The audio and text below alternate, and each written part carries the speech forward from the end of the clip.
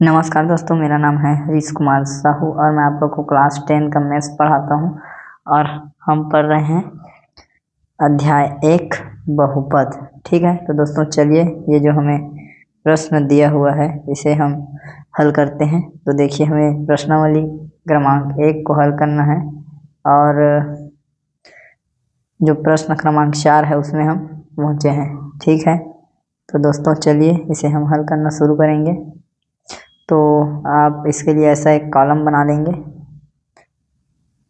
तो देखिए प्रश्न क्या बोलता है कि बहुपद x की घात 5 ऋण 5x धन 3x स्क्वायर धन 5x की घात 3 धन 3 को 4x धन 4x स्क्वायर प्लस 2 से भाग देकर भागफल एवं शेषफल ज्ञात कीजिए। ठीक है, तो दोस्तों इसके लिए हमें दीर्घ भाजन विधि से हम बनाएंगे। ठीक है, तो यहाँ पे आप लिख लीजिएगा दीर्घ भाजन विधि द्वारा। ठीक है, तो इसका हम लोग हल करेंगे। तो जो प्रश्न हमें दिया है उसे हम क्या करेंगे, उसे हम घटते क्रम में लिखेंगे घातों के हिसाब से। ठीक है, जैसे ये इसे हम घटते क्रम में लिखेंगे तो ये इस प्रकार से लिखाएगा x की घात 5। ठीक है, फिर x की घात 4 वाला टर्म नहीं है तो यहाँ पे हम लिखेंगे 0x की घात 4 धन x की घात 3 वाला है 5x की घात 3 धन x की घात 2 वाला है 3x की स्क्वायर धन 5x। ठीक है, तो इसे हम इस प्रकार से लिखेंगे। ठीक है, यहाँ पे धन 2 है। ठीक है, घातों को घटते क्रम में, और ये जो पद दिया है इसे अभी हम घटते क्रम में लिखेंगे तो x स्क्वायर पहले आएगा, फिर ये धन 4x, फिर ये धन 2। ठीक है, तो चलिए अब इसे हम हल करते हैं। तो देखिए, हमें प्रथम पद को देखना है तो हमें सबसे पहले लाना है x की घात 5। ठीक है, तो हम x स्क्वायर प्लस 4x धन 2 में किसका गुणा करें कि x की घात 5 आए। तो देखिए यहाँ x की घात 2 है, तो यदि हम इसमें x की घात 3 का गुणा करेंगे तो ये क्या बन जाएगा, x की घात 5। क्यों बन जाएगा, क्योंकि फार्मूला होता है a की घात m बराबर a की घात m धन m, तो क्या हो जाएगा, वो जुड़ के 5 हो जाएगा। ठीक, तो हमें किसका गुणा करना पड़ेगा, x की घात 3 का। तो सबसे पहले हम x की घात 3 का गुणा करेंगे। तो चलिए आप गुणा करके देखिए तो क्या आएगा, चलिए देखते हैं गुणा करके। x square plus 4x plus 2 में हमें x की घात 3 का गुणा करेंगे तो ये हो जाएगा x की घात 5 और ये हो जाएगा 4x की घात 4 और ये हो जाएगा 2x की पावर 3 हो जाएगा। ठीक है, ये टर्म मिलेगा। चलिए लिखते हैं इसको, x की घात 5 मिला धन 4x की घात 4 मिला धन 2x की घात 3 मिला। ठीक है, अब देखिए ये धन में है और ये ऋण हो गया तो ये भी कट गया। और इसमें देखिए जब आप जीरो ये धन है तो ये क्या हो गया, ऋण, और 0x की घात 4 में ऋण 4x की घात घटेगा तो क्या बचेगा, ऋण 4x की घात 4 बचेगा। और इसको देखिए ये भी ऋण हो गया, तो 5x की घात 3 में जब हम 2x की घात 3 को घटाएंगे तो क्या बच जाएगा, धन 3x की घात 3। ठीक है, और ये जो एक टर्म है आखिरी उसको हम लोग यहाँ पे उतार लेंगे। ठीक, अब हमें क्या मिल गया है, पहला टर्म मिला है 4x की घात 4। ठीक है, तो देखिए कि अब हम ये जो x स्क्वायर है इसमें हम किसका गुणा करें कि हमें ऋण 4x की घात 4 मिले। पहला पद हमें ये लाना है, तो x स्क्वायर में यदि हम ऋण 2x की घात 2 का गुणा करेंगे तो हमें नहीं 4x की घात 2 का गुणा करना पड़ेगा।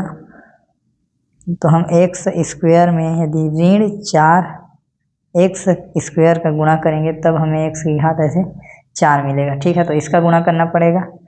तो यहाँ पे लिखते हैं कि ऋण 4x स्क्वायर तो ऋण 4x² का हम गुणा होगा। तो चलिए हम लिखते हैं कि x² प्लस 4x प्लस 2 के साथ इसका गुणा होगा ऋण 4x की घात 2। तो हमें क्या मिलेगा? तो पहला पद मिलेगा ऋण x की घात 4, दूसरा हो जाएगा ये धन और ऋण का गुणा ऋण, फिर ये 4 और 4 16 x की घात 3 हो जाएगा। फिर ये लास्ट में मिलेगा ऋण धन और ऋण का गुणा ऋण 4 दूनी 8x²। ठीक है, तो ये हमें पद मिल जाएंगे। तो इसे हम लिखते हैं ऋण क्या मिल जाएगा हमको? ये मिल जाएगा ऋण 4x की घात 4 ऋण 16x की घात 3 ऋण 8x²। ये मिलेगा। अब नीचे का चिन्ह बदलेगा, ये ऋण है तो ये धन हो जाएगा, ये ऋण है तो ये भी धन होगा, ये ऋण है तो ये भी धन हो जाएगा। अब ये ऋण में है, ये धन में है, तो ये कट गए, बराबर है। अब इसे देखिए कि जब धन 3x की घात 3 और धन 16x की घात 3 जुड़ जाएगा, धन धन, तो क्या हो जाएगा? ये 19x की घात 3। फिर इसको देखिए, ये भी दोनों धनात्मक हैं ऊपर और नीचे, तो भी जुड़ जाएंगे, तो 8 और 3 11x² हो जाएगा। फिर हम लोग क्या किसको उतार लेंगे? ये हो जाएगा 11x²। फिर ये जो 5x है इसको उतारेंगे। ठीक है, अब हमें ये टर्म मिला। प्रथम पद को देखिए, अब क्या लाना है? 19x की घात 3 लाना है। तो देखिए कि ये जो इसमें का प्रथम टर्म x² है, इसमें हम किसका गुणा करें कि हमें 19x की घात 3 मिल जाए? तो यदि हम x² में 19x का गुणा करेंगे तो हमें 19x की घात 3 मिल जाएगी। तो हमें क्या किसका गुणा करना पड़ेगा? 19x का। तो यहाँ पे लिखते हैं धन 19x।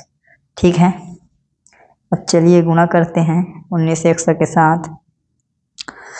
तो ये जो पद है उसका हम लोग गुणा करेंगे, तो क्या होगा? x² प्लस 4x प्लस 2 का गुणा होगा 19x के साथ। तो क्या मिलेगा? ये 19x की घात 3 धन, ये हो जाएगा 9 19 चौक 76 x² धन ये 38x हो जाएगा। तो ये वाला पद मिला, तो इसे लिखते हैं। चलिए, ये 19x किसमें है? ये धन में है। तो हमको अभी जो गुणा किए तो क्या मिला? 19x की घात 3 धन 76x² और फिर धन 38x। ठीक, अब क्या होगा? नीचे चिन्ह बदलेगा, तो ये धन है तो ये ऋण हुआ, ये भी धन तो ये भी ऋण, ये धन तो ये ऋण। ठीक है, तो एक धन और एक ऋण है तो ये कट गया। अब आप देखिए, ये जो धन 11x है उसमें क्या हो जाएगा? ये ऋण 76 घटेगा, तो क्या बन जाएगा? ये 65। तो बड़ी संख्या ऋण में है तो इसका चिन्ह लगेगा 65x²।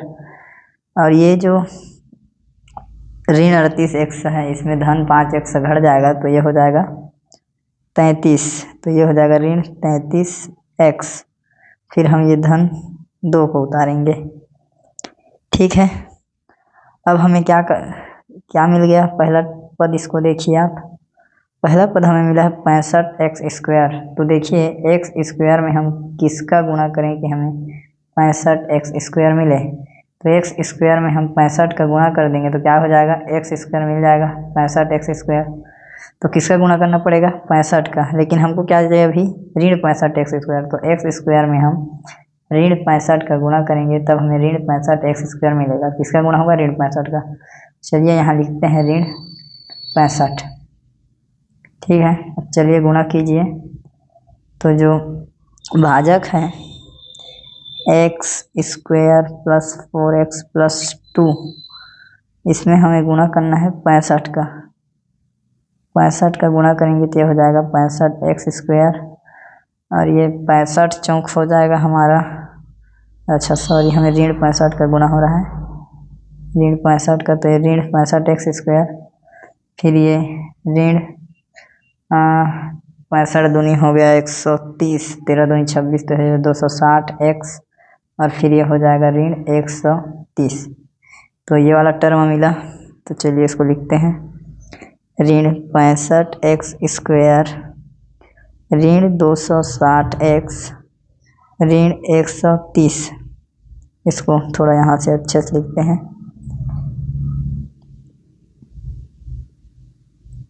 ऋण 65 एक्स स्क्वायर ऋण 260 एक्स ऋण 130। ठीक है, अब क्या हो जाएगा, चिन्ह बदलेगा। ये ऋण है तो ये धन, ये ऋण है तो ये धन, और ये है तो धन। ठीक है, अब देखिए ये एक ऋण है एक धन, दोनों बराबर कट गए। अब ये जो 33 एक्स है ऋण में है और ये धन में, तो घटेगा।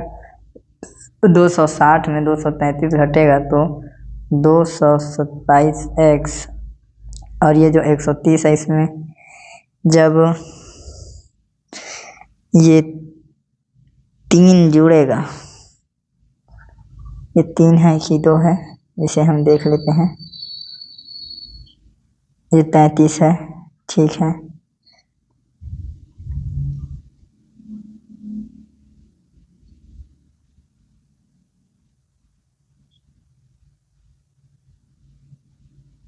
यहाँ पे देखिए थोड़ा सा मिस्टेक है, ये जो प्रश्न में हमें 3 दिया है। ठीक है, तो ये अंतिम अंक भी क्या हो जाएगा, ये हमारा 3 रहेगा। और जब हम लोग यहाँ पे उतारेंगे संख्या तो वो भी हमें क्या मिलेगा, 3 ही मिलेगा ये। ठीक है, तो ये कितना हो जाएगा जब जुड़ेगा, तो 130 और 103 मिलके क्या हो जाएगा, 135। ठीक, तो ये क्या है, आपका शेषफल है। ठीक है, और ये जो लिखा हुआ है ये आपका क्या है, भागफल है। ठीक है, भागफल और शेषफल में पूछा था। आप चाहें तो अंतिम में लिख सकते हैं कि बहुपद जो दिया गया था, क्या दिया गया था, तो बहुपद x की घात 5 धन 5 x धन 3 एक्स स्क्वायर धन 5 x की घात 3 धन 3 को 4 एक्स स्क्वायर धन एक्स स्क्वायर धन 2 से भाग देने पर भागफल क्या मिला, भागफल x की घात 3 ऋण 4 एक्स स्क्वायर धन 19 एक्स ऋण 65। ठीक है, और शेषफल क्या मिला, 227 एक्स धन 133 प्राप्त हुआ। ठीक है, तो इस प्रकार से लिख सकते हैं, और इस पर यहाँ पर आपको ये भागफल मिल जाएगा और यहाँ आपको शेषफल मिल जाएगा। ठीक है, तो दोस्तों भागफल और शेषफल पूछा हुआ था, जिसे हमने याद किया। उम्मीद करता हूँ आपको समझ में आया होगा, क्योंकि छोटे छोटे चीज़ों को बहुत ही बारीकी से मैंने समझाने का प्रयास किया है। तो ठीक है दोस्तों, मिलते हैं अगले प्रश्न के साथ, तब तक के लिए जय हिंद, वंदे मातरम।